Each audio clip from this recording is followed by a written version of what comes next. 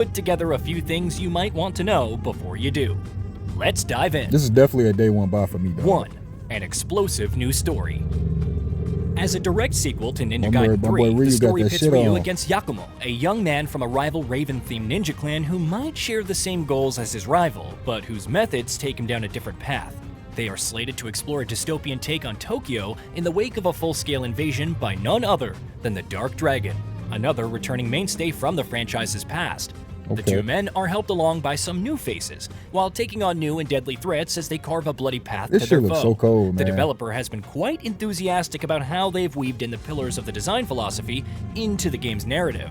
And this one is sure to have you wondering what's going to happen next after the options. The developers are sure looking to make this one as appealing as they possibly can to a wide range of audiences. Franchise veterans know that a Ninja Gaiden title doesn't pull its punches, or swipe stabs and other ways to impose a grisly death. But newcomers to the franchise might not be ready to take on its brutal combat formula. I don't even know. I'm trying to just kind of like take everything, since you take have the 4 information different in, I'm difficulty listening options right at now. your play disposal, which you can switch between as you play through the game. More details are incoming as we go on. 3. For a true master of the craft. If you manage to finish the game on any of the difficulty options, you still have a very strong incentive to dive right back in, courtesy of Master Ninja Mode. It isn't a New Game Plus, rather you can't change the difficulty, it's a separate ultra-hard setting that switches things up by quite a margin. Expect a more aggressive enemy AI and a spike in the game's difficulty that might challenge even the most grizzled of veterans among you. Be prepared to bring your best builds and skills to the table if you want to take this on. 4. Hero Mode. For those of you who would like to dip your toes into the deep waters of a very elaborate combat system, Hero Mode is going to make that a possibility. It gives you an easier challenge, though not by much, while allowing you to automate a few crucial combat techniques like blocking and the like. It's there to give you some much-needed training wheels, helping you fall into the rhythm of the game's combat before you take on a more challenging difficulty and understand what all the fuss about Ninja Gaiden 4 is truly about. Crazy, man. 5. Game Pass. We now know that the game's slated to release on October 21st of 2025, but it's also going to be available day 1 on Xbox Game Pass. That's crazy. Only a few weeks left for longtime fans. All you gotta do is have the Game Pass. Y'all Xbox niggas lucky, we're just man. happy Ryu's back. 6. Goodies galore. If you're planning on pre-ordering the standard edition of the game, you're in for a treat, as there's a pretty cool skin that you can equip for Yakumo called the Dark Dragon Descendant skin.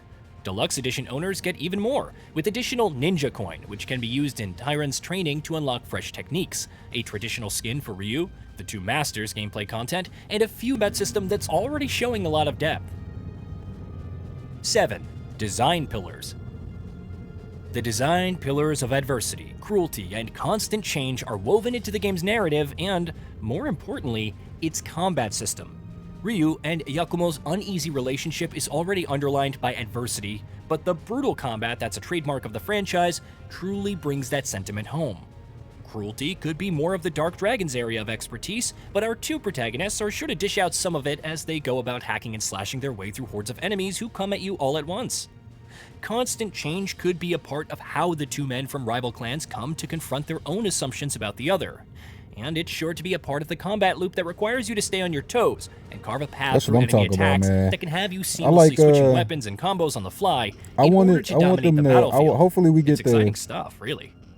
I want us to be able to actually do like the ninja shit, like climbing walls and shit, like using their weapons and shit to get around and shit. The enemy AI is slated to make adjustments based on your own prowess with the game's combat and the various difficulty options on offer, with placements, attack patterns, and general aggression being adjusted almost constantly while you go about your grim business. Don't succeed. It looks so clean. If you're worried about pulling off complex moves in the heat of battle, Ninja Gaiden lets you dive into a newly introduced training mode. A franchise first, you can practice your moves and combos to your heart's content before unleashing your best skills on any hapless opponents who are bold enough to stand between you and the Dark Dragon. Practice does make perfect after all.